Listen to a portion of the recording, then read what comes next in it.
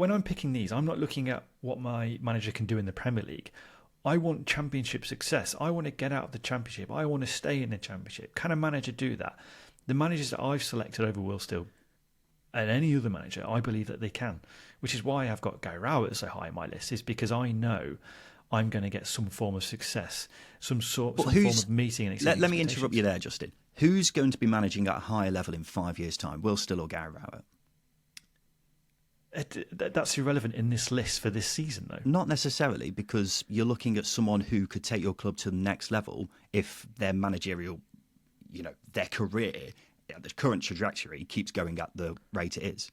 But a lot can happen in 5 years. Say Will Still finishes fourth with Southampton, loses the playoff final, gets poached by, I don't know, bloody Celtic because Brendan Rodgers has gone gallivanting off again. And then he has success with Celtic, and then he gets poached by another big European team.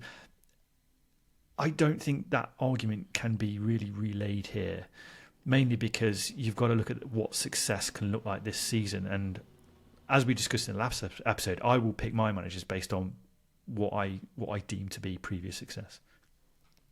Yeah, but that's what I just don't understand. I think, as I say, you're relying too much on previous success to be what you judge these managers on, when you could have someone who, at the start of a project like Southampton Ox, they're in a big reset. He could take them, he could take them places ultimately. Could do. And that's why I look at, obviously could do, but I definitely think he's got more of a chance of doing it than Gary Rowett, Mark Robbins, former Southampton manager Nathan Jones. Blasphemy. I'm sure that'll go down well with Southampton fans. And the one that astounded me most of all, Paul Heckingbottom. Yeah, man who's been promoted from the Championship. Are you being serious? He's been promoted from the Championship. So you're in charge of a football club and you'd rather have Paul Heckingbottom in charge than Bull Still? I don't think it's a rather have.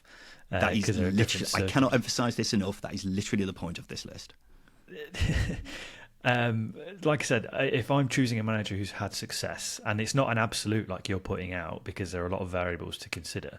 If I want a manager who is delivered promotion from the Championship, Paul Heckingbottom has done that, so I would consider it very, very highly.